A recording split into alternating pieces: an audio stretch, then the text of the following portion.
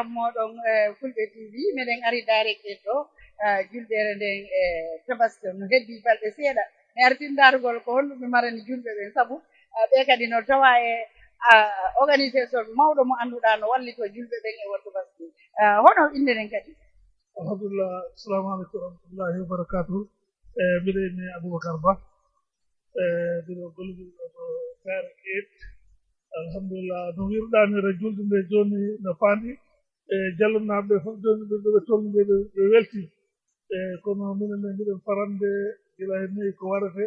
wallu ko wallite to wallu miskinoɓe ɓe eɓe gandantuɗa ɗo hoore ma ɓe ngalani doole min darno ɓe ballirɓe inchallah no Directaid mo wiiri noon Amadou Sabally no ko doori to sodugo eyi no wirno ko noon kay Amadou Sabally en centre manager Banjulundin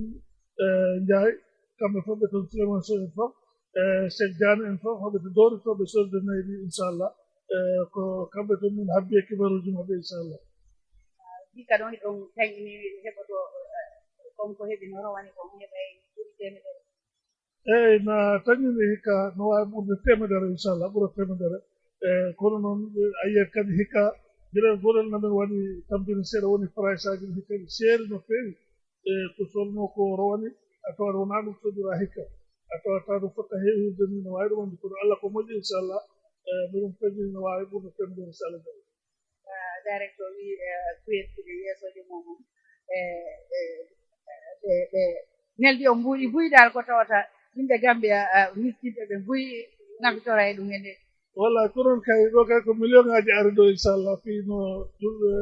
no ɓe wallira e miskinoɓe saabu kamɓe ne koɓe woni ko kuwet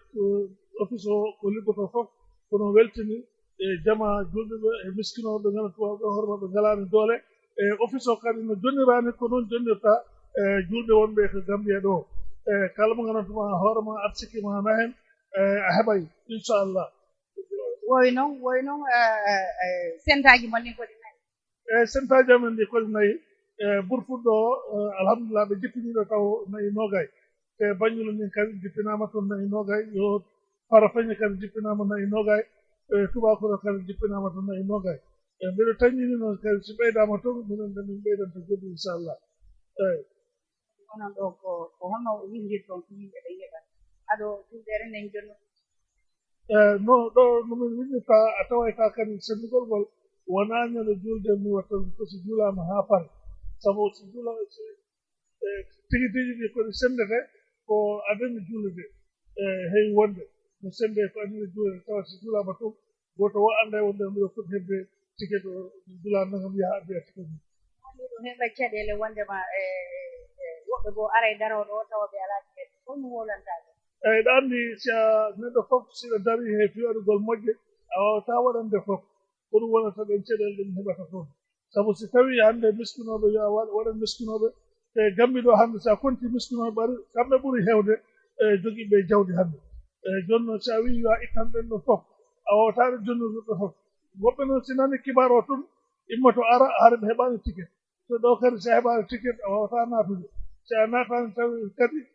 no wawi sikkudirde hen kono tawata ko jogiiɓe ticket ɗen toon duwa en heɓude waɗaga ticket kadi wara onon kadi wawata wadde golle mon jiiɗi eyi si waɗaka ticket mum wawata gollude sabu fof jiɓodira goto fof ara daro to laako wawɗa hen kono so tawi joom mo jogii ticket ko hollatama dalil oɗo heeɓi oɗo ticket on a wawimo accude o naata andi ko noon alkali ɓen e yimɓe saare ɓen darata ɓe annduɗa ko miskinde ala coguɗi dammol ko ɓen ɓe windata e ndemude adana eyi ɗum no kadi no jogii comité mo gandantuɗa hoorema ko on comité darata on fii jonna alkali ɓe duwaɓe jonnere jonna imamuji jonna hoddiɓe ɓe gandantuɗa ɓe hoorema ɓarde e école o ɗo kamɓene noɓe heɓori sabu minen ɗo ko ofani ofa suka fayɓe naɗo fayɓe ɗo woni fof ɓe tampinat hoddiɓe ɓe gila yakkanduɗo ha fof o tawi kala ko ari haade amen jonnugo waɗɗude ko ɓurɓe ɓe ɓadade ɓen min artoto taw so ɓen heeɓi a parmin jonna kala mo gandantuɗa hoorema artiki ma kadi no hen inchallah hikka noon mi nani kadi capannayyi kadi ɓallal ngal jahay eyi kono no wirmami ni rek e capannayyi sabu so arti lartanike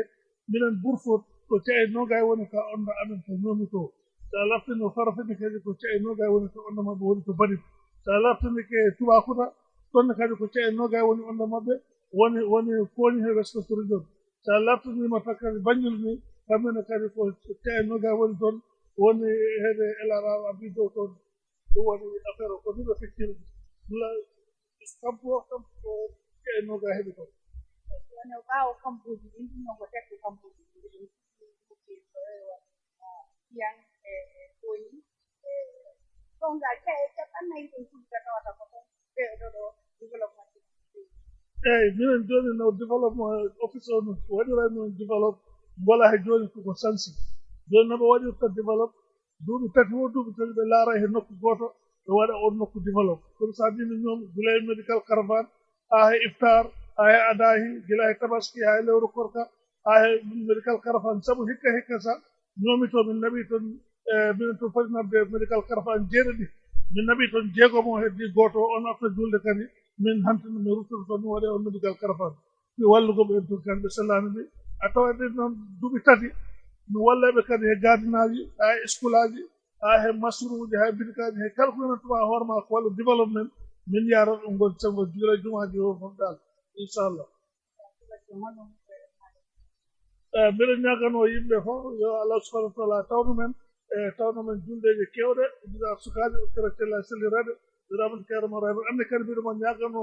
duuɓe he cellal e battane moƴƴe saabu hitande fof hitande a aray ɗo waɗa yimɓe interview laarano golle ɗe yarata hollita jama o kadi komi golle ɗe duwa yarude ɗumne kadi mbiɗoma hen weltani mbiɗoma jaada mbiɗoma duwano mbiɗon jaada kadi daratu DRTS e kala mo gandantuwa hoorema kadi ko gollude toon on jarama assalamu aleykum wa rahmatullah eyi yo heɓe kala mo gandantuwa hoorema mo liggo fulɓe TV nden noon bisimilla won fulɓe TV ono fof on calminama on jettama kala mo gandantuwa hoorema mo ligga toon inchallah. In preparation of the Eid al-Adha, locally known as Tobaski, we are here at Directaid's office to gauge the situation because as inflation is rising and a lot of people look up to them to have a piece of meat that day. So I'm here with the director. Director, you are welcome to this interview. Thank you very much, and welcome to the office of Directaid in Brufut.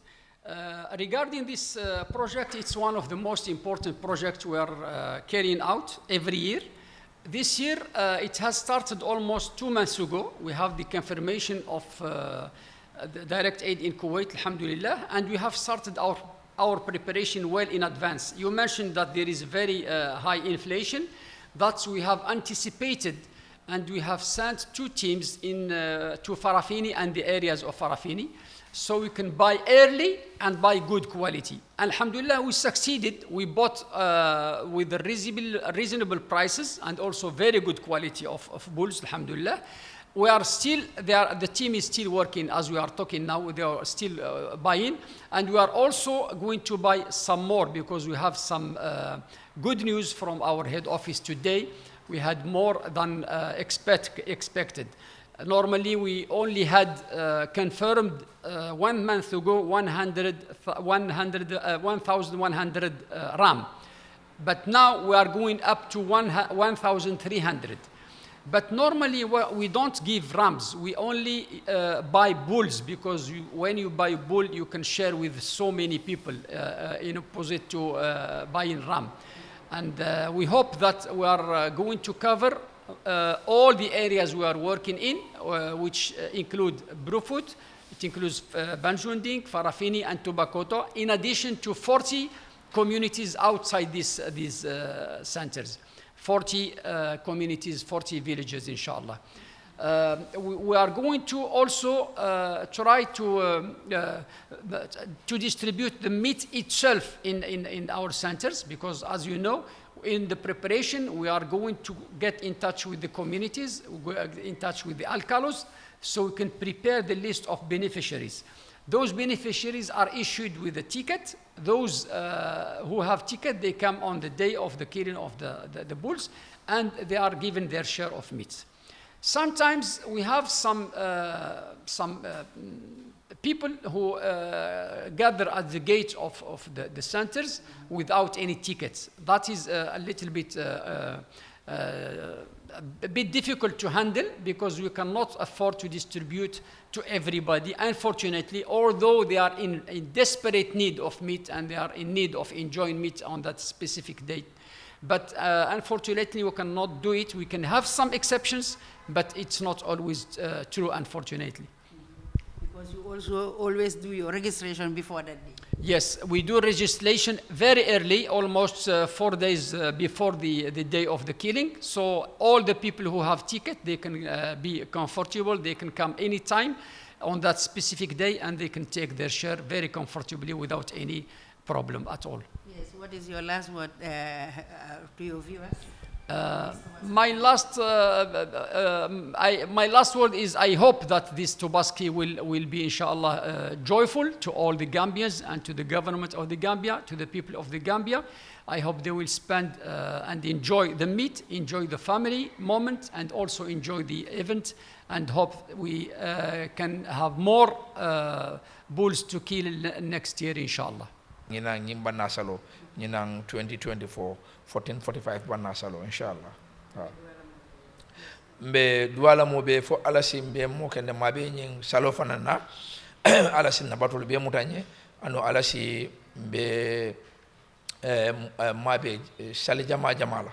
na hijilal mem fananta hijola mbe duwale fo alasi la hijo ke kayra kono yaban kayra kono alasi la hijol muta ya murna ya tarajan kayra kono fana bari fana nte diamo kumfano la ne atala mamman sakunda anado ku nyolu be anin tolu ku ke nyolu be fo nge tentu nge jayi katun yaje nyimbe be kenola asota tenku ngolo kono ne yaja be kenola asota yiru wala kono Directaid mo kaflete me alan ko abe Gambia men sada sanki tan sabati bari ni yaje abe tarno len kul ake makoyro len demarol dino Gambianol la bankol be sumare bankol be tankunde nyaato tan yiru wala be jang andu wo mu massa kundalla do kote to ni ngajen tol be kilinkil lanka sino ka wule katana do ko walla massa kundalla ka kantaro security di molla oto be massa kunda tentu bala ba jayla anim fana kaytan dila ko inshallah Directaid ba do ko be tentenale be taral fele pour que massa kunda compliment ila kayra ko ning ila famento banko inshallah Nimbara.